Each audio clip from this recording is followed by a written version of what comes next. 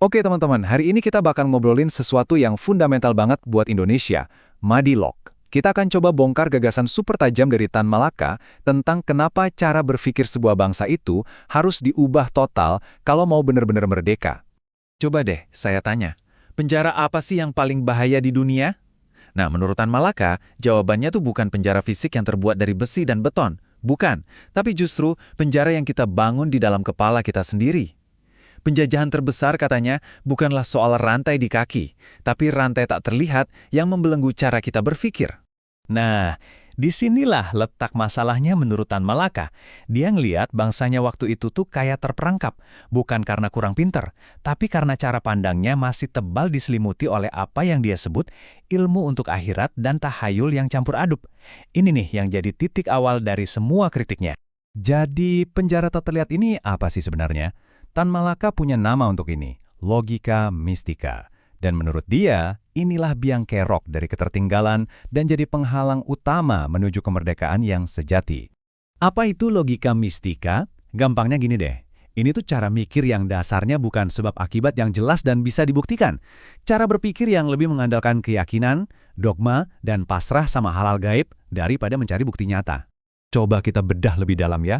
Tan Malaka itu ngeritik banget mitos-mitos kuno di mana cuma dengan ngomong jadilah, tiba-tiba bumi dan langit muncul. Dia bilang, hey, selama saya hidup puluhan tahun, di antara miliaran manusia, saya belum pernah lihat ada orang yang bisa nyiptain macan cuma dari omongan doang. Apalagi bumi sama bintang.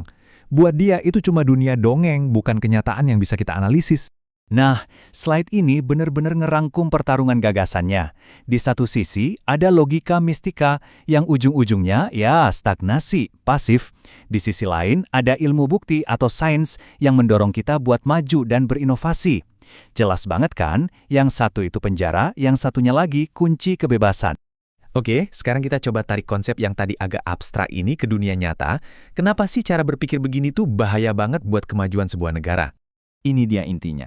Buat Tan Malaka, kesehatan otak sebuah bangsa itu ya berbanding lurus sama kemajuannya. Kalau cara berpikirnya masih terbelenggu sama hal-hal irasional, ya jangan harap bisa membangun, jangan harap bisa berinovasi, apalagi bersaing. Tan Malaka ngasih contoh yang nusuk banget. Jepang. Dulu Jepang kolot. Kalau ada gempa ya cuma bisa pasrah atau berserah. Tapi Jepang modern, beda cerita. Mereka pakai ilmu bukti. Mereka nggak lagi nunggu, tapi bersiap. Mereka pelajari gempa, bikin bangunan tahan gempa, dan secara proaktif melindungi rakyatnya. Nah, pergeseran dari berserah ke bersiap, inilah yang bikin kemajuan nyata. Oke, kalau logika mistika itu masalahnya, terus solusinya apa dong? Nah, Tan Malaka ini nggak cuma ngeritik doang, dia juga nawarin solusinya, semacam alat buat membebaskan pikiran. Pertanyaan ini nih yang ngebawa kita langsung ke jantung pemikiran Tan Malaka.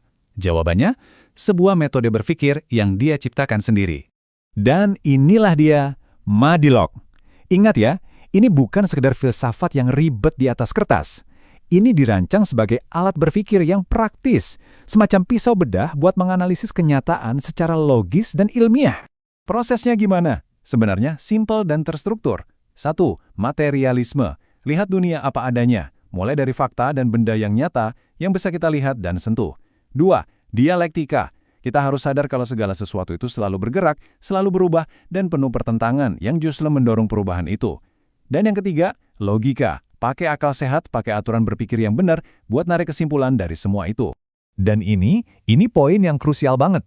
Buat Tan Malaka, gimana cara kita sampai ke sebuah jawaban itu jauh lebih penting daripada jawabannya itu sendiri. Proses berpikir yang benar, yang logis itu tujuannya.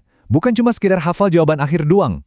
Oke, mungkin ada yang mikir, ini kan tulisan tahun 1940-an, masih relevan emangnya sekarang?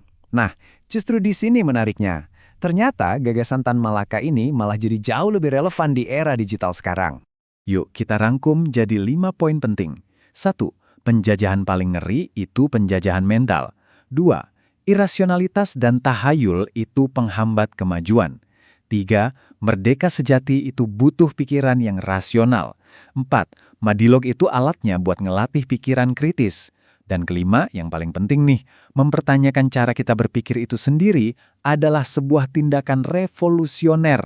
Bayangin, lebih dari 75 tahun setelah buku ini ditulis, peringatan Tan Malaka soal bahaya berpikir irasional tuh rasanya kayak ngomongin hari ini banget ya.